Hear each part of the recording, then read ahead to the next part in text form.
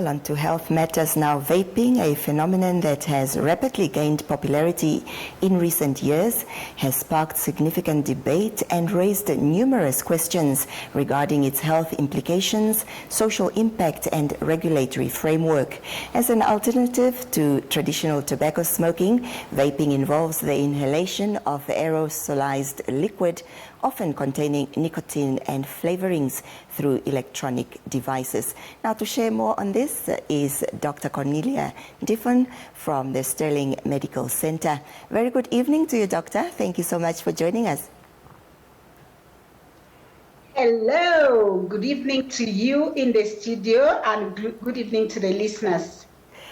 Well, Doctor, what would you say are the health risks that are associated with vaping, particularly in comparison to traditional cigarette smoking? Yeah, thank you so much. And you've done a good introduction. So the word vaping is derived from vapor, or vaporizing something, or aerosolizing something. And the real purpose of vaping, it was meant to help people that have been addicted to traditional smoking and its consequences, to help them quit. Therefore, you can say that vaping was designed for adults. But we do know that what is happening today, children or adolescents between the age of 11 and 18 are now heavily involved in vaping. And what they are vaping is the issue. So what they are vaping is not nicotine, but whatever is in that thing they are vaping, the other chemicals, the cannabinoids, these are the ones that are coming with problems. And we also know that young people, their brain is not fully functional. And the risk associated with that is that they become addicted. When they become addicted, the brain function is impacted, particularly in the area of mood changes, memory issues, attention issues, inability to control their impulses. These are the risks associated with vaping. And emphasis, vaping itself is not a problem because it had a good intention to help chronic traditional smokers to come off smoking.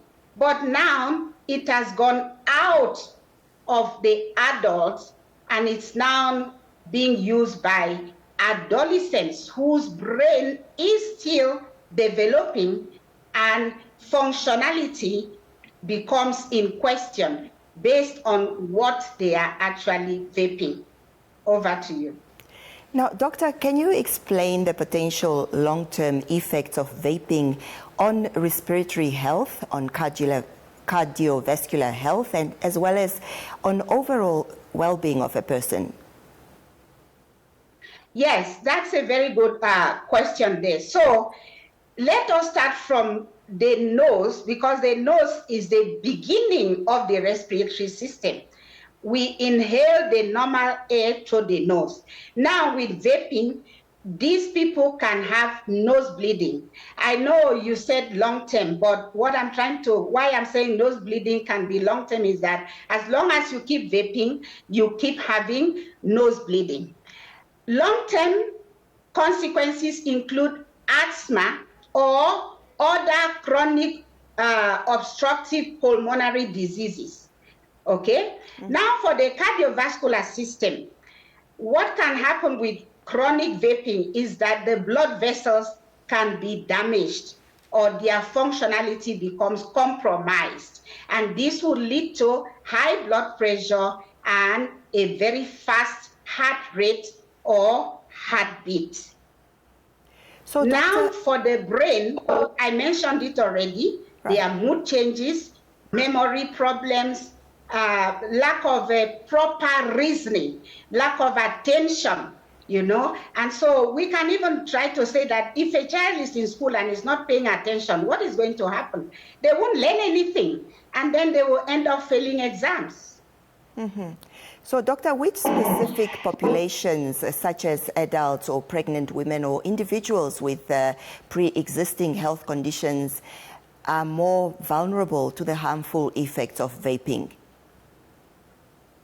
Okay, so if a young girl, say a young adolescent, starts to vape, and sometimes these things happen in very inconducive environments. Say vaping might be associated with other drugs and also using of alcohol, and before you know it, a girl falls pregnant in that circumstance.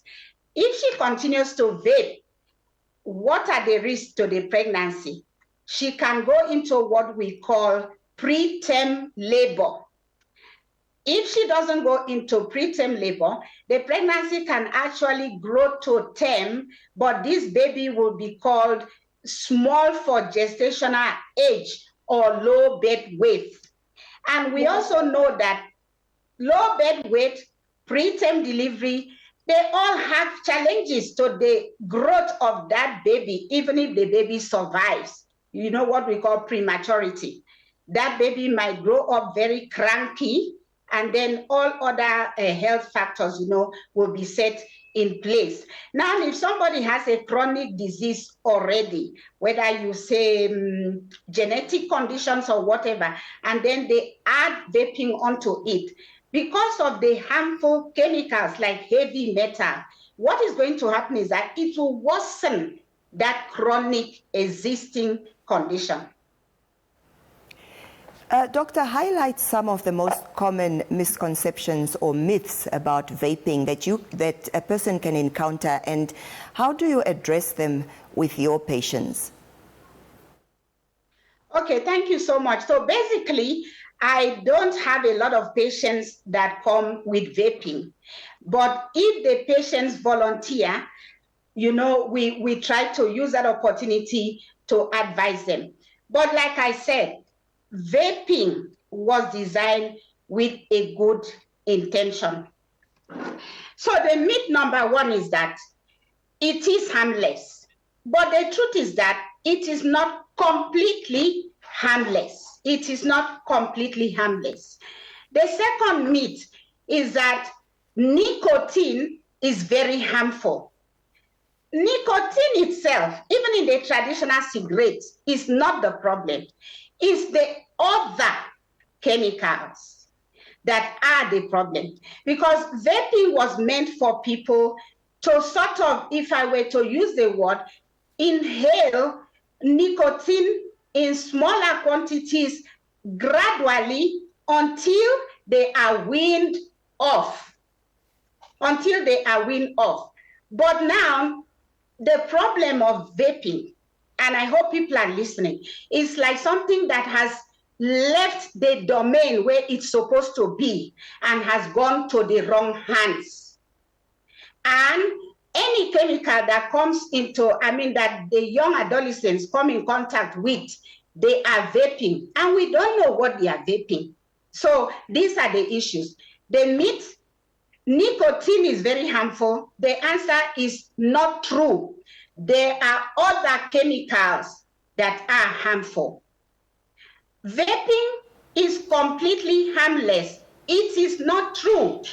There is some harm associated with vaping.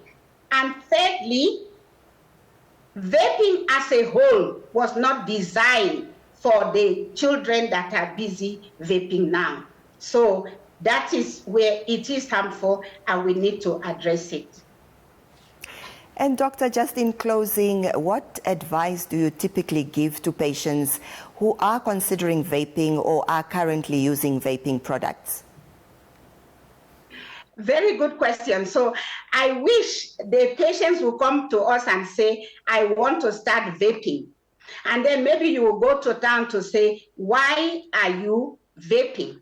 But unfortunately, because we're supposed to take a very good medical history, and the history of smoking in any patient is critical. because of the harm that smoking has on the lungs, so leading to even at the very long term cancer.